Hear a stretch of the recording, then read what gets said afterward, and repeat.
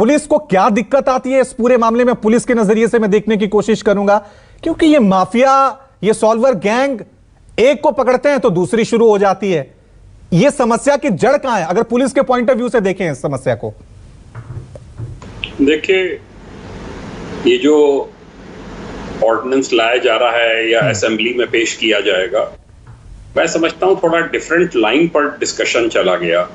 ये उन high school और इंटर के बच्चों के लिए नहीं है जो कि परीक्षा देते हैं, ये वो उन परीक्षार्थियों के लिए है जो कि ठेके पे नकल करा रहे हैं, दूसरे सॉल्वर्स आकर उनकी जगह बैठे हुए हैं, और जो कोचिंग इंस्टीट्यूट्स हैं, जो सर्विस प्रोवाइडर्स हैं, जो प्रिंटिंग प्रेसेस हैं, और जो ऑर्गेनाइज्ड गैंग्स इस संबंध में चला रहे हैं।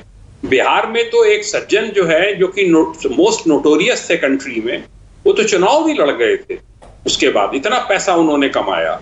ये बेसिकली इन सबको क्रश करने के लिए है, और ये मैं इससे बिल्कुल 100% सहमत हूँ, 110% सहमत हूँ कि जो छात्रों के भविष्य से खिलवाड़ कर रहे हैं, चाहे कॉलेजेस हों, चाहे वो प्रिंटिंग प्रेस हों, इसमें जो है वो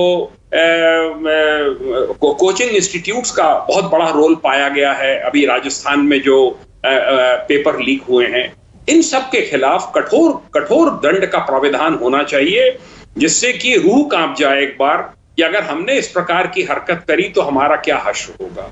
मैं 2015 में डीजीपी था। अप्रैल में मेरे पास मेरे मोबाइल पर एक पेपर आ गया, प्रश्न पत्र, तो मैं उसको देखने लगा। मैंने कहा ये किसने भेजा है, क्या है? फिर उनका सज्जन का फोन आया कि साहब मैं आपको 9:30 बजे 9:25 पे मैंने आपको भेज दिया है, ध्यान रखिएगा, इसको नोट कर लीजिए। मैंने उसको मिलान कराया 10 बजे, जैसी परीक्षा शुरू हुई यूपीपीएससी की, तो पता चला कि वो हूबहू पेपर मेरे मोबाइल पर था। मैंने तुरंत मुख्यमंत्री जी को बताया, मैंने कहा इस तरीके से है, ये पेपर आउट हो चुका है, और इसको फिर हम एसटीएफ को लगाया, मैंने पूरे गैंग को वर्कआउट कराया।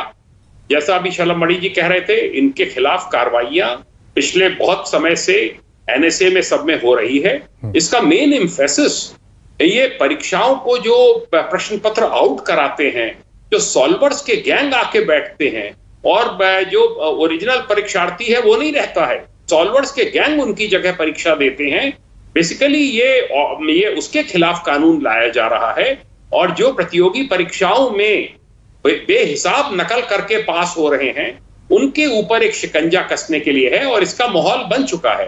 पिछले 6 साल में, जैसा शलम जी ने कहा, कार्रवाइयां हो रही हैं, एनएसए वगैरह में भी कार्रवाइयां हुई हैं, बहुत से गैंग्स वर्कआउट हुए हैं। आवश्यकता इस बात की है कि इतना कड़ा कानून बने कि वो अंदर ही रहे, बाहर ना निकल पाए। जैन साहब, यही मैंने आपसे सिर्फ यही कहा था कि कार्रवाइयां हो रही हैं, पकड़े जा रहे हैं। ऐसा नहीं है, पेपर लीक मामले में गिरफ्तारियां हुई हैं गुजरात में, हिमाचल प्रदेश में, उत्तराखंड में, लेकिन फिर हर तीसरे महीने एक नया सॉल्वर गैंग सामने आ जाता है, एक नया पेपर लीक वाला गैंग सामने आ जाता है। तो जड़ में क्यों नहीं जा पा रहे हैं? मेरा यह मानना है इस कानून के आने के बाद इस प्रकार की अवैध गतिविधियों में बहुत जबरदस्त गिरावट आई। बहुत कड़े कानून बनाए जाने की आवश्यकता थी। इतना बड़ा रैकेट है ये वाइड स्प्रेड, इसको बिल्कुल सख्ती से कंटेन करने के लिए जरूरत थी, जो कि इसमें प्राविधान कुछ दिख रहे हैं। अभी तो देखिए असेंबली के पटल पे रखा जाएगा, डिस्कशन होगा। अभी तो ये कि ड्राफ्ट है जो कि पेपरों में छपा है, और मैं समझता हूं कि कोई भी ऐसा कानून नहीं लाया जाएगा जिससे कि, जैसा कि आप आशंका व्यक्त कर रहे हैं कि उसमें जो बच्चे हैं उनका भविष्य खराब हो जाएगा, इस प्रकार की बात नहीं होगी। पर सैंक्टिटी बनी रहे सिस्टम की, जो सैंक्टिटी होती है एक एग्जाम की, वो उसको मेंटेन कैसे किया जाए, इसमें मेरे ख्याल से ज्यादा एम्फेसिस होगा। ठीक है। अदिति जैन साहब हमारे साथ बनी हुए शिक्षाविद हैं। अदिति जी, आपसे जानना चाहूंगा, क्योंकि हर पहलू पे हम चर्चा कर रहे हैं, कानून के नजरिए से, पुलिस के नजरिए से, सियासत के नजरिए से।